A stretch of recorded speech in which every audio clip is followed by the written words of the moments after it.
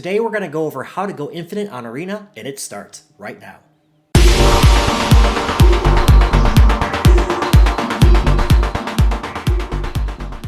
Back in 2018, I bought in for $300 onto MTG Arena, and I haven't bought in since, except for to play the Arena Open, which I had to put more gems in to play. I recommend, if you're trying to go infinite on Arena, Arena Open is a high variance way to do so. If you don't know, you can play 2 days in a row. If you come out a winner day 1 and day 2, amongst other winners, you can win up to $1,000 to $2,000. Those are high variance. It costs quite a few gems to play, so I don't recommend doing that. But I will go over all the tips and tricks you can use in MTG Arena in order to go infinite. While recording this video, I forgot to actually share my screen, so I ended up replaying the video that I recorded previously while sharing my screen over that, meaning every time that I click on an item like changing my quest or buying the mastery pass or things like that, I actually had already done that for the day. So you can't see exactly what I click on, but you can follow along to understand the premise of what I'm trying to do. So bear with me on that, and here we go. First, you can go into the store every single day. They will have a potential for a free item in the store. So what you do is you click on store and you just check in here real quickly, see if there's anything that's... Sometimes you can get free gems, basically, or pay like 100 gems to get 200 gems, or pay, 100 coins to get 500 coins. Usually going into deals and looking real quickly to see if there's any freebies. Today there's not, so we're done there.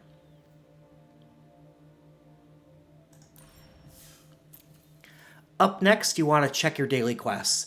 In here, you will see a quest for the day. You can get up to 3 days worth of quests stored in here, so you want to be sure to play at least every 3 days, because really, you do want to accomplish these goals in order to get your coins, which will really help you go infinite, as they are free to get. But you accomplish the daily quest, and every day you have the option to switch out one daily quest among your 3. And so all you have to do is click on it, and you can switch it out. And when I click, it'll change the quest and will potentially give me a 1/3 of a chance of having a 750 coin quest rather than the 500 coin quest, effectively giving me 50% more coins. So I go and click, I confirm the swap, and I did not get a 750 today, but maybe I will tomorrow. To accomplish these quests, I recommend going into play, playing some constructed, going into standard alchemy play, and then creating a new deck in the colors. So I think if I played red spells, I would accomplish the quest. My goal is to make a very low mana cost deck out of red cards that preferably have draw a card in them, so I keep getting more and more cards. So I'll type in draw here, click red, and I'll pick all the different things in low mana costs that I can use that have draw within them.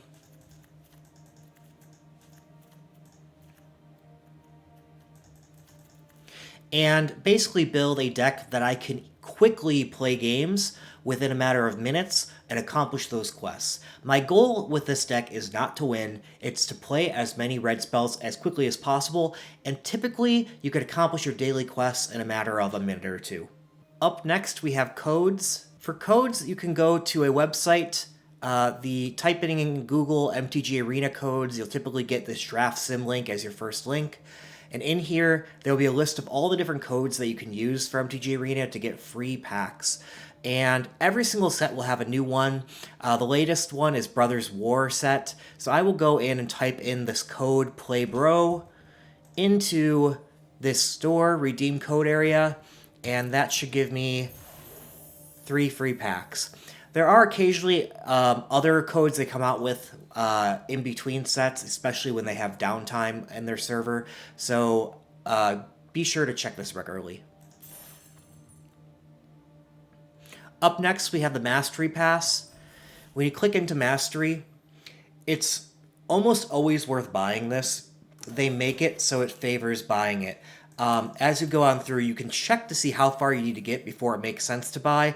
This top row, you get items for free just by accomplishing experience points as you play. But every 1,000 experience points ends up getting you a new level, and as you go through, you'll get gems that replace the gems you paid to buy the Mastery Pass. This second row is only unlocked once you buy the Mastery Pass. But oftentimes they'll even have like a free draft within here. That alone is nearly worth this Mastery Pass. And as you go through, you'll see more and more packs and things that just make it worth buying. Now, it depends how often you play before the Mastery Pass makes sense to buy. So what I actually recommend doing, rather than buying it up front, unless you know you're going to play enough to get all the value out of it, you can actually play through and earn through your levels. You'll see I'm on level 42 currently. And if I buy the Mastery Pass now, I won't just get that level moving forward. I will actually earn everything from the levels previously. So the best thing to do is actually wait till the very end of a set when this Mastery Pass is about to expire, see how far you get, and then make the call whether to buy the Mastery Pass or not. I know that I'm going to play enough to make it worth it. I draft a lot, so the draft token's a big point of this. So I'm going to go ahead and unlock the Mastery Pass. Oftentimes when you unlock, it'll give you a option to buy the cheaper one for 2,000 gems less than the more expensive one. The more expensive one will give you, I think it's 10 levels just by buying more, but 2,000 more gems to add 10 levels is not worth it. If you think about it, you're not that far from doubling the amount you pay. It's not worth 10 levels. You'd rather play to earn those 10 levels. So I always buy the cheaper one, confirm purchase, and then it's going to acquire all sorts of things for me. I can set these as defaults. And yeah, I just got a new token. I got some gems out of it to make up for it, for the cost, so it's actually reduced costs, things like that. Up next, you have Vault Progress. Up here, you'll see this Vault Progress percentage. If you have at least 100% Vault Progress, this is a form of your duplicate protection.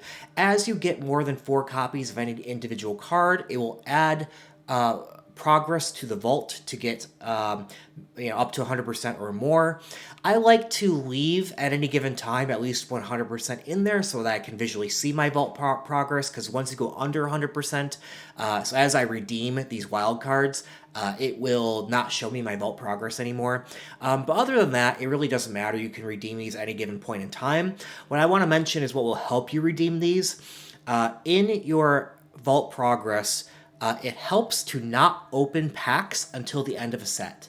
So packs have duplicate protection within them, and that duplicate protection does not apply when you are drafting, right? You open whatever you open, and as such, you would be best off not opening up your packs. You'll see I have hundreds of packs from previous sets until the end of a set. Now, technically, I could have opened up all these packs and just not the Brothers War packs previously and not have had an issue because I'm just drafting the Brothers War, but I wanted to wait for this video before I did the opening, because after all this, I'm just going to open all these packs wildfire just as fun in this video, but yeah, if you leave those closed and then open at the very end of the set, you will get your duplicate protection within the pack, which is what I prefer. But even then, as you get 4 or more copies, you will end up adding Vault Progress to that. So that's one form of protection. The other thing is some people will use their wild cards. You'll see I have a bunch of wild cards here. Common and uncommon wild cards normally are not that valuable. So what people will do is oftentimes they will spend their common and uncommon wild cards at the beginning of the set to buy 4 copies of every single common and uncommon in the set. And then every single copy they get thereafter will just add to their vault progress, which they deem as more valuable. So that is an option to do. It's a little tip and trick that people use. I don't bother with it, but you certainly could, and it's technically, I think, a better deal for you. Also, I want to mention, here's the big key secret. I believe it's impossible to go infinite in any form with Constructed, but limited play, Draft and Sealed Deck, if you play those, you can go infinite. So I know there's a lot of people that most people are interested in constructed, different formats where they're building their own deck and bringing that to the game. And I happen to be more of a limited player, and I definitely get the divide. If you do not like playing limited, I think you will have a harder time. You can use all these tips and tricks I mentioned to get the most bang for your buck out of Arena, but in terms of actually going infinite, that will be much harder for you, if not impossible. But it is definitely possible if you're a limited player. Again, I've been playing nonstop, and I only put in. Really, you could go infinite after putting in $100. My recommendation is if you're just starting to play, I would go into the store and buy your 20,000 gems for $99.99. You'll see that that is sort of the best deal for gems. You will need some gems in this economy. So I would go ahead and buy this. Once you get that, though, if you are a good limited player, and that is winning 55% of the time of your games or more, you should be able to go infinite, doing all these things that I mentioned. And that's because you're typically winning more gems back than you are spending in your drafts or your sealed deck. Some tricks to that is it is best to be playing best of 3 in draft and sealed because as you're a good player, you're not going up the rank and playing against other good players. You're paired up more randomly, and as such, you'll have a higher win rate. I do tend to still play best of 1. It's because of time management. I like being able to play one game, then leave, do other things, come back, play one more game, leave, do other things. Whereas best of 3, you're committed to a 3-game match. And but I'm still able to go limited or infinite playing limited best of 1.